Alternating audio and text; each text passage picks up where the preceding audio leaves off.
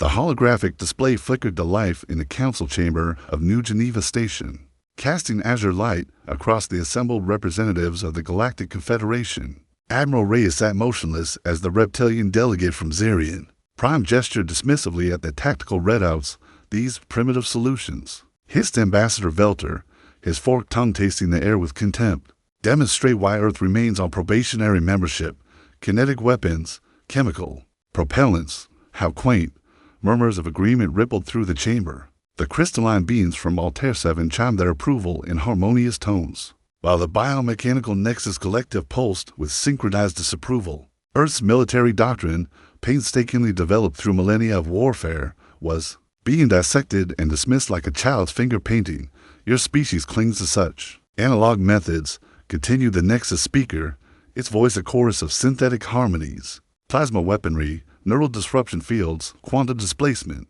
Tactics, these are the tools of civilized warfare. Yet humans persist with their ballistic projectiles and explosive compounds. Admiral Reyes finally stood, her weathered hands clasped behind her back. 40 years of military service had taught her patience, but the barely concealed mockery in the chamber tested even her considerable restraint.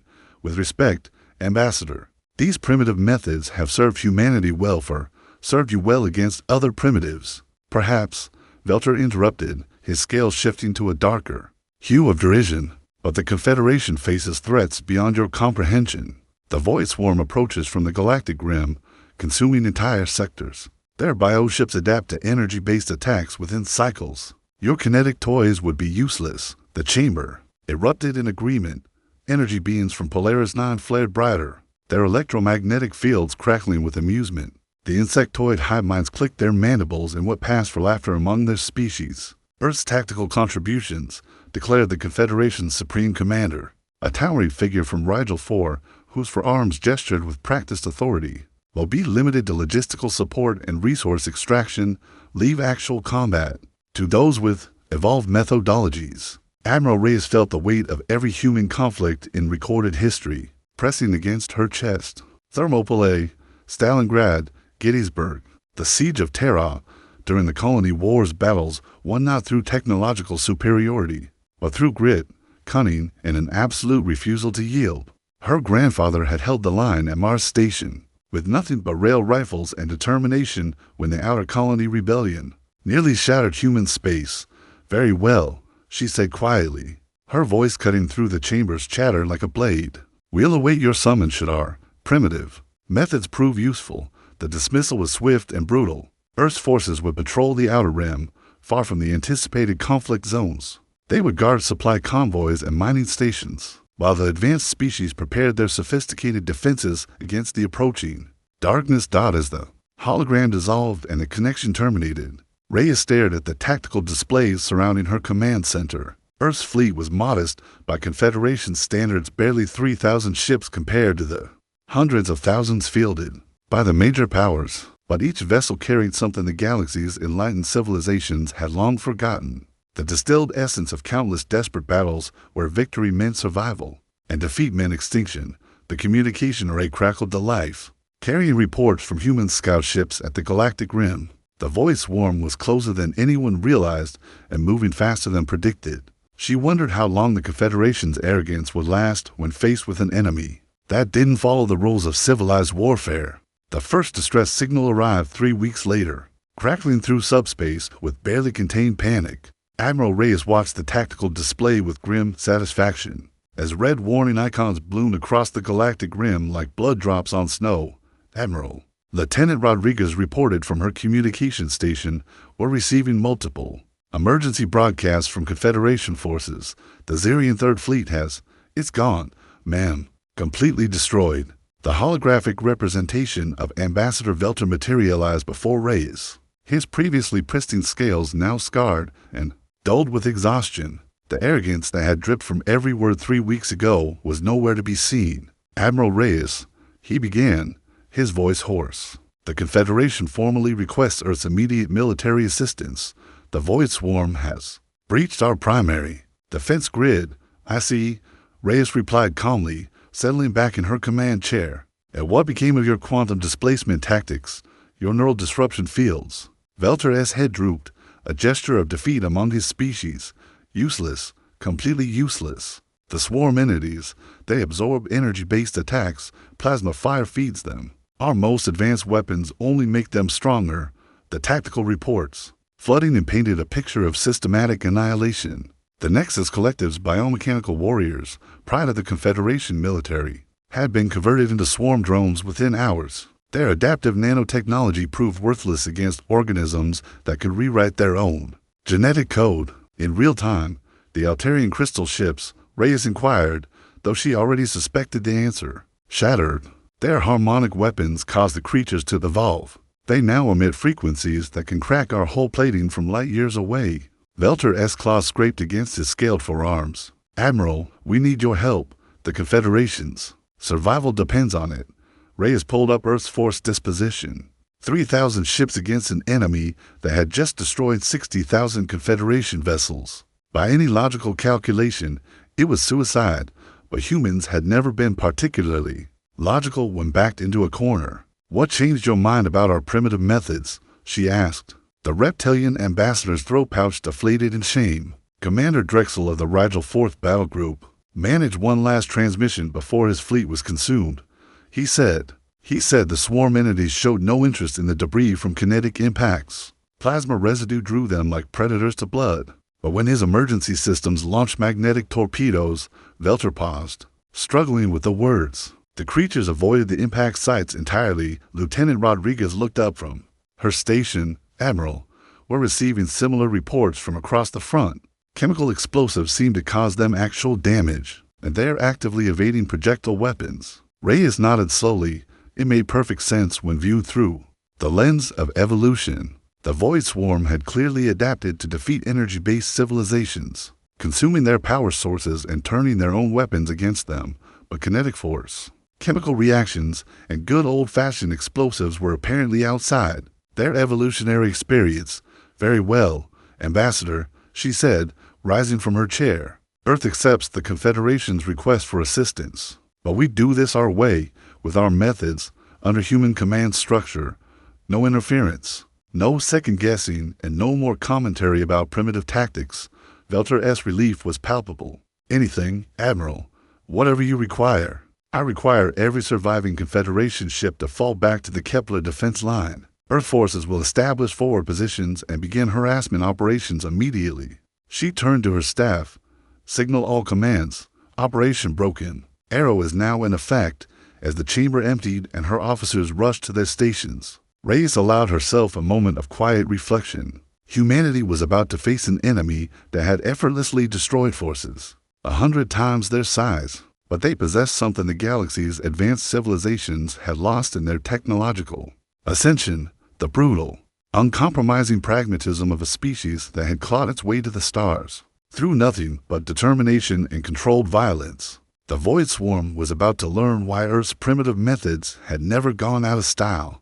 The first human engagement with the Void Swarm occurred at the Tau Ceti listening post, where Captain Morrison's destroyer Indomitable encountered a scouting tendril of bioships, probing Confederation defenses. Morrison, a veteran of the Martian Independence War, approached the contact with textbook human tactical doctrine: assess, adapt, and apply overwhelming force to the enemy's weakest point. Sir, reported his tactical officer, contact bears no resemblance to known ship configurations, approximately 800 meters in length. Organic composition, no detectable power signature. Morrison studied the sensor readings with growing interest. The creature, he couldn't think of it as a ship moved through space with fluid grace, its hull rippling like living tissue.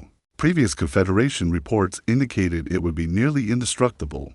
2 energy weapons, low kinetic penetrators. Full spread, he ordered. Target center mass. Fire when ready. The Indomitable's railgun spoke with mechanical precision, hurling depleted uranium slugs at a significant fraction of light speed. The first projectile punched through the bioship's hull, like a needle through flesh, creating a perfectly cylindrical wound that began hemorrhaging some kind of organic fluid into the vacuum. The creature's response was immediate and violent. It spun toward the human destroyer, its hull plate shifting to reveal rows of what could only be weapons ports. But instead of the expected energy discharge, nothing happened. The bioship shuddered.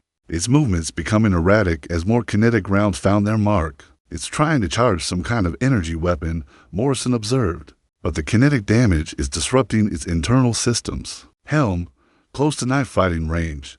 Tactical, prepare boarding charges. What followed was less a battle than a systematic dissection. The Indomitable closed to point-blank range and began pumping high-explosive shells directly into the bioships.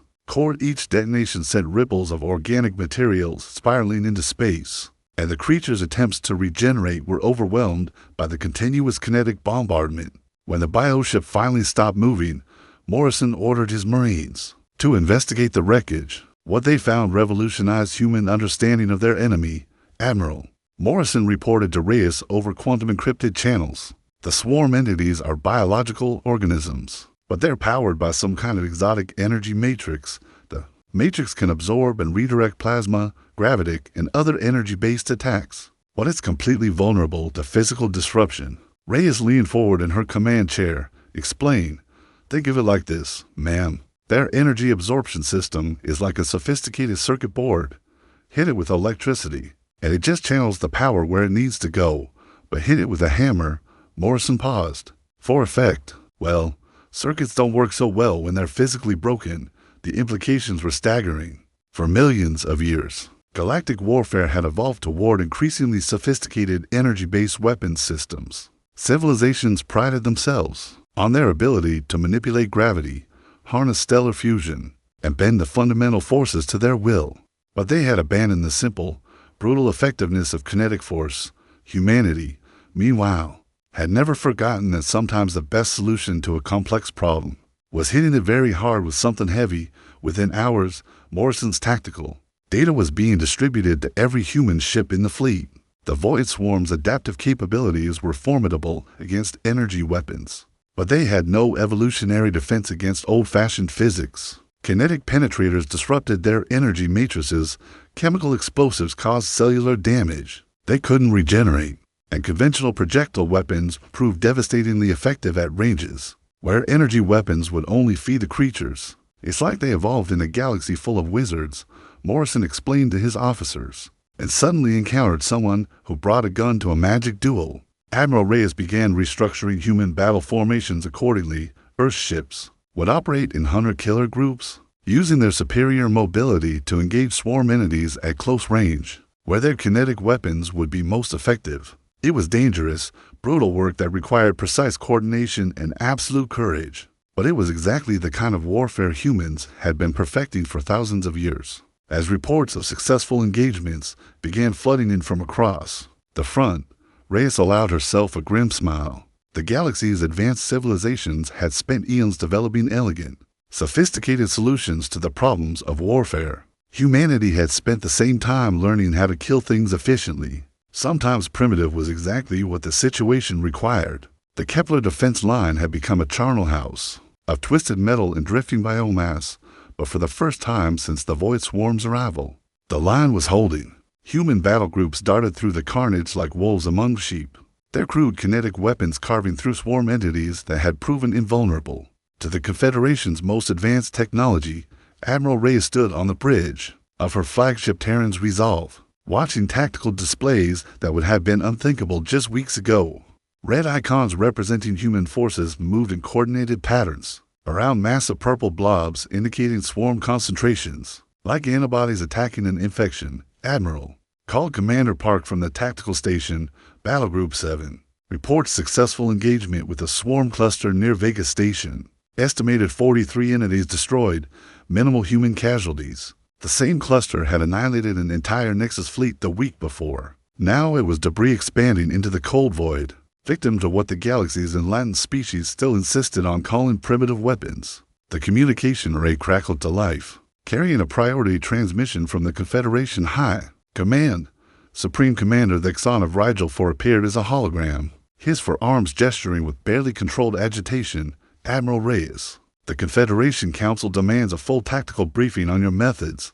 Our xenobiologists require detailed analysis of how your projectile weapons achieve such effectiveness against swarm entities.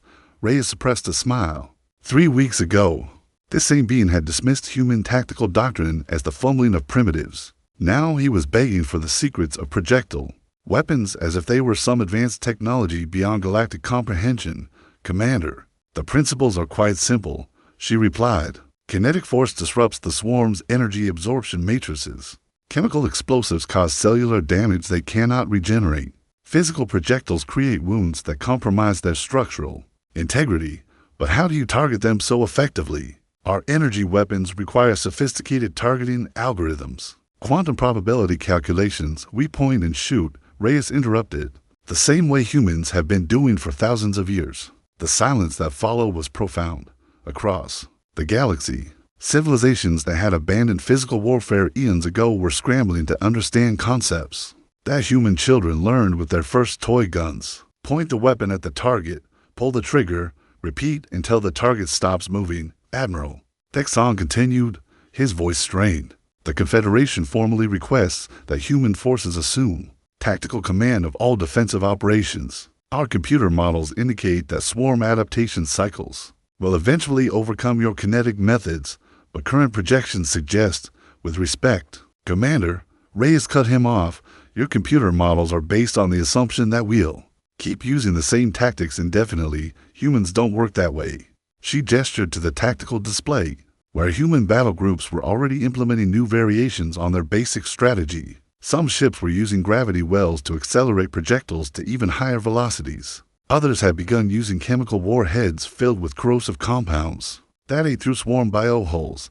A few enterprising captains had even started using nuclear weapons as kinetic penetrators, timing the detonations to occur after the warhead had punched through the target's outer layers. Your species adapted to fight energy-based civilizations. Reyes continued, but humans have been adapting our methods of violence for our entire evolutionary history. We don't just have one way of killing things, we have thousands, and we're constantly inventing new ones. The proof of her words was spreading across the front lines. Human forces weren't just using kinetic weapons, now they were using them creatively. Railguns fired chains and nets to entangle swarm entities before following up with explosive warheads. Chemical weapons created toxic environments that forced the creatures to burn through their energy reserves just to survive. Some particularly innovative crews had begun using industrial mining equipment as weapons, finding that asteroid breakers worked remarkably well against bioholes. The Confederation will provide whatever resources you require, Texan said quietly. Full manufacturing capability, raw materials, personnel. We don't need your personnel. Reyes replied, we need you to stay out of our way and let us work. Your people can provide logistical support, but tactical decisions remain with human commanders. It was a stunning reversal of galactic hierarchy, but the results spoke for themselves. Human casualty rates remained manageable, while swarm losses mounted exponentially. The creature's adaptive capabilities, so devastating against energy-based attacks, proved useless against the constant innovation of human tactical doctrine. As the transmission ended, Commander Park looked up from her station. Admiral, long-range sensors are detecting a massive swarm concentration massing at the galactic rim. Estimated size, ma'am, it's larger than anything we've encountered so far. Reyes nodded grimly. The swarm's main force was finally moving. Drawn by the unexpected resistance they'd encountered, soon, humanity would face the real test of their primitive methods against an enemy that had consumed entire sectors of space. But for the first time since this war began, she felt confident in the outcome. The galaxy's advanced civilizations had forgotten the fundamental truth that humans had never abandoned. In the end, every problem could be solved by applying sufficient violence to the right target. The swarm's primary force emerged from the galactic void like a living nightmare, a seething mass of bioships that stretched across light years of space. Long-range sensors counted over 1 million individual entities, each one capable of consuming entire fleets. It was a force that dwarfed anything the galaxy had ever seen, representing the accumulated biomass of dozens of conquered civilizations. Admiral Reyes stood in the war room, aboard Terran's Resolve, surrounded by holographic displays showing the approaching doom. Every human military commander in the sector had gathered for what they all knew might be their final battle briefing. Estimated time to contact, 72 hours. Reported General Martinez, Earth's senior ground force commander. Preliminary analysis suggests this is their entire remaining force structure. If we can break this wave, we've won. If we can't, We won't get a second chance, Reyes finished. She studied the tactical projections, her mind racing through possibilities. 3,000 human ships against 1,000,000 swarm entities. By any rational calculation, it was hopeless, but rationality had never been humanity's strongest suit. Gentlemen, ladies, she addressed the assembled commanders for the past month. We've been teaching the galaxy a simple lesson. Sometimes the old ways are the best ways. Today, we're going to teach them something else. She activated the master tactical display, showing the swarm's approach vector and the human fleet's deployment. The enemy expects us to meet them head-on, to grind away at their numbers with the same tactics we've been using. They're counting on their overwhelming numerical superiority to eventually overcome our kinetic advantages. Captain Morrison leaned forward. What do you have in mind, Admiral? We're going to do something they can't adapt to. Reyes replied, we're going to cheat. The plan that emerged over the next 6 hours was audacious even by human standards. Instead of meeting the swarm in open battle, human forces would fall back to the asteroid fields of the Cygnus sector, where they had been quietly preparing for weeks. What appeared to be a retreat was actually an elaborate trap. The swarm entities feed on energy. Reyes explained to the gathered commanders. They've evolved to drain power from their victims and use it to fuel their own growth. But they've never encountered an enemy that could make the battlefield itself a weapon. Human engineering teams had been working around the clock, converting asteroids into massive kinetic weapons. Nuclear charges had been placed at precise points throughout the field, designed not to destroy the rocks but to accelerate them. When detonated in sequence, the explosions would turn millions of asteroids into projectiles moving at significant fractions of light speed. It's a one-shot weapon, admitted Chief Engineer Torres. Once we trigger the cascade, the entire field will be consumed, but the kinetic energy release will be equivalent to the total output of a main sequence star. The beauty of it, added Captain Morrison, is that it's completely passive. No energy signatures for them to absorb, no sophisticated targeting systems to fool. Just basic Newtonian physics on a galactic scale. As the human fleet fell back to the asteroid field, long-range communications carried desperate pleas from Confederation worlds across the galaxy. The appearance of retreat had triggered panic from Rigel to Altair. With entire civilizations preparing for extinction, Admiral Reyes, came the strained voice of Supreme Commander Thexon. The Confederation Council begs you to reconsider this withdrawal. Without human forces to oppose them, the swarm will walk directly into the largest kinetic weapon ever constructed. Reyes interrupted. Have faith, Commander. Human tactical doctrine has one more surprise. The swarm took the bait completely, pouring into the asteroid field in pursuit of what they perceived as fleeing prey. Their bioships moved in dense formations, confident in their invulnerability to conventional weapons. Energy absorption matrices hummed with anticipation as they prepared to consume another enemy. All units report ready, came the voice of Admiral Chen, commanding the trigger group. Detonation sequence prepared. Reyes watched the tactical display as millions of swarm entities filled the asteroid field. At this range, there would be no escape for any of them, but there would also be no escape for the human ships that had volunteered to remain behind and ensure the timing was perfect. Admiral Chen, she said quietly, it has been an honor serving with you. The honor was ours, Admiral.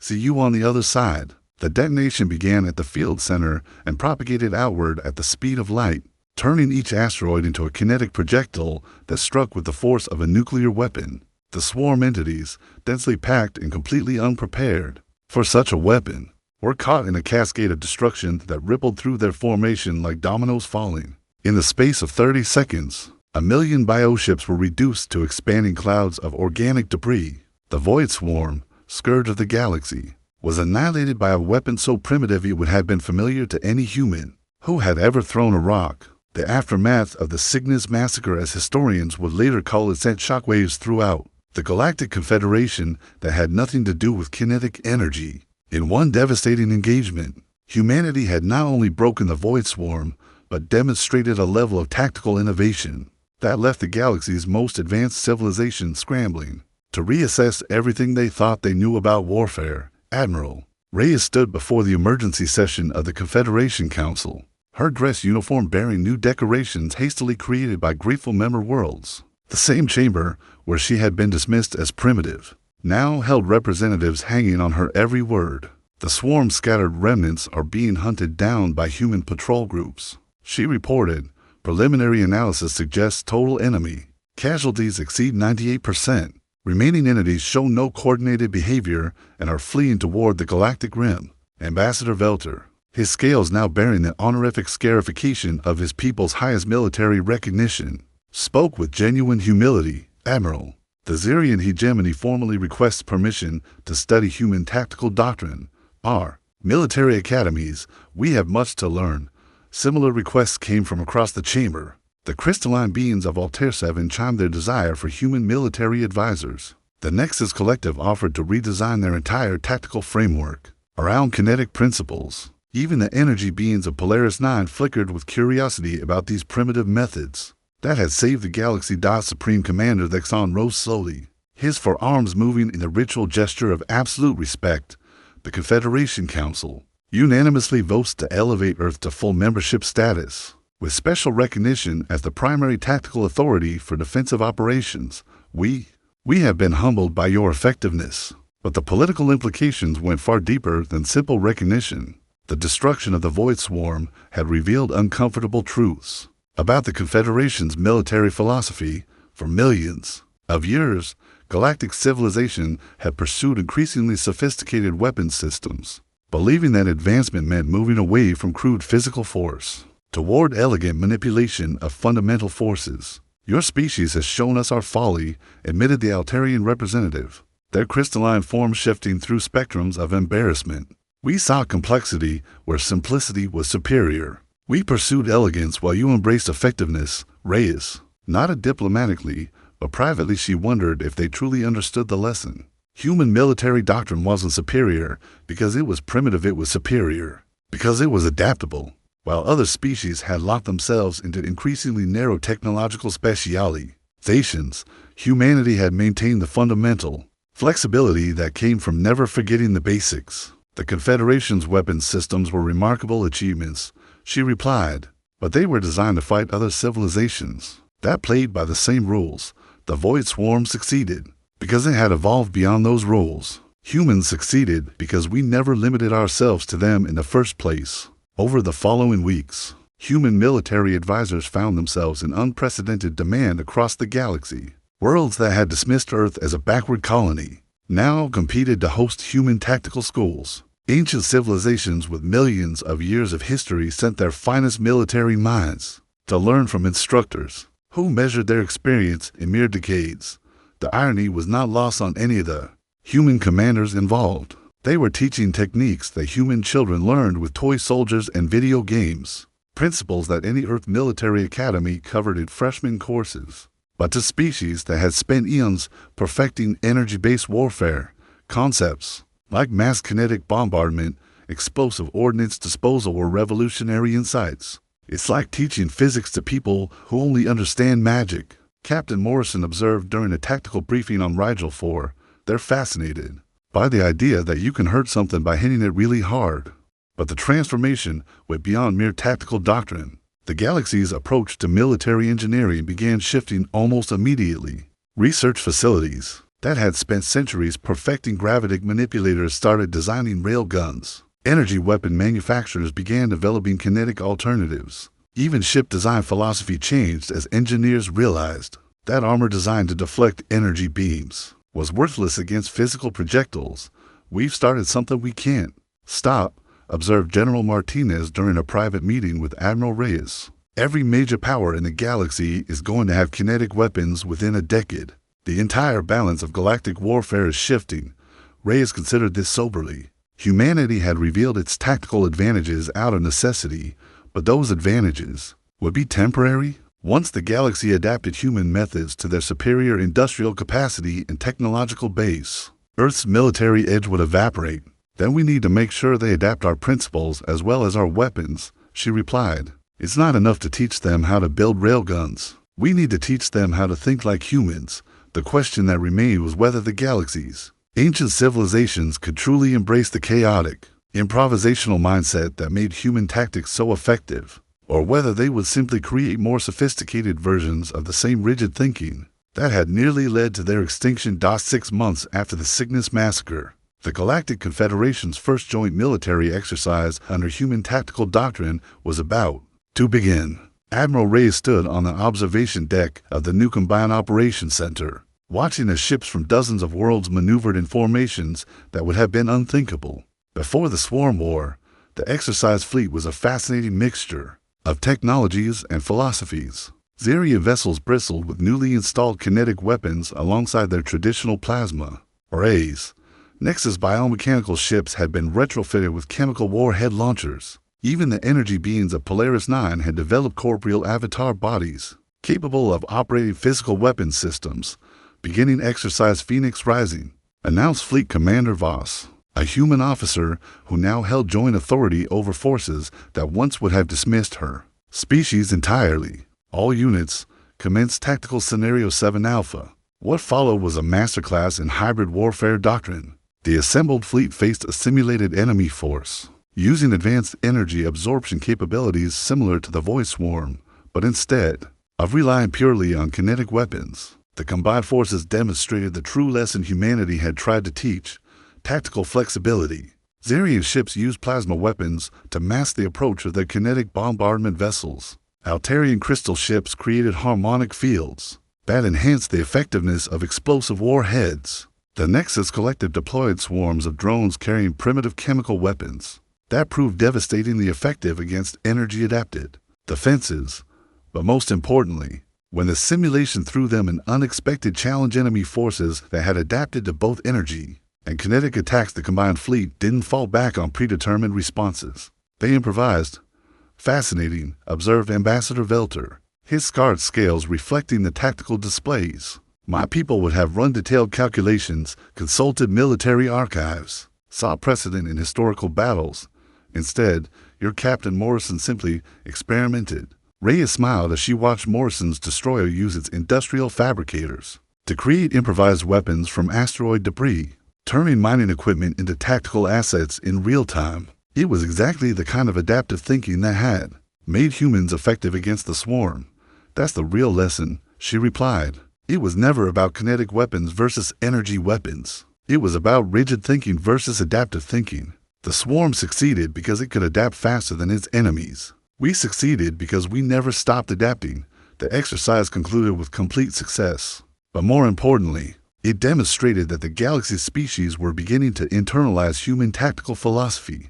They weren't just copying human weapons, they were learning to think like human warriors. The transformation extended far beyond military applications. Scientific research across the galaxy began incorporating the human approach of trying simple solutions before complex ones. Diplomatic protocols started emphasizing flexible negotiation over rigid adherence to ancient customs. Even artistic expression was influenced by humanity's embrace of improvisation over predetermined forms. We've started a revolution, General Martinez observed during the post-exercise briefing, not just in military thinking, but in how the galaxy approaches problems. But perhaps the most significant change was in how other species view humanity itself. The condescension was gone, replaced by genuine respect and, in some cases, awe. Earth was no longer the backward colony on probationary membership, it was the world that had saved galactic civilization and taught the galaxy's ancient powers that sometimes the oldest solutions were the best ones. Admiral, came a transmission from Earth Command. The President has authorized me to inform you that the Confederation Council has formally requested that Sol System serve as the primary headquarters for galactic defense planning. They want to study human tactical development at its source. Reyes allowed herself a moment of quiet satisfaction. 3 months ago, humanity had been dismissed as primitives playing with kinetic toys. Now they were being asked to lead the galaxy's military evolution into an uncertain future. There's one more thing, Admiral, the transmission continued. Long-range sensors have detected something at the galactic rim. It's not the Void Swarm, this. It's something new. The Confederation is requesting immediate human tactical assessment. As alarm klaxons began sounding across the Combined Operations Center, Reyes felt the familiar thrill of impending challenge. Whatever was coming from the void beyond known space, it would face a galaxy that had learned the most important lesson humanity had to offer when faced with an impossible situation. Sometimes the best response was to hit it very hard with something heavy and see what happened. The age of human tactical doctrine had truly begun, and the galaxy would never be the same. All units, she announced over the fleet communication system. Prepare for tactical evaluation of unknown contact. Remember your training, trust your instincts, and keep your kinetic weapons loaded. The universe was vast and full of dangers, but it now faced a galactic civilization that had remembered how to fight dirty, think creatively, and never give up. Whatever emerged from the cosmic dark would discover that the galaxy's primitive defenders were far more dangerous than they appeared, and in the depths of space, human laughter echoed through the communication networks, as warriors prepared once again to prove that sometimes the simplest solutions were the most devastating of all.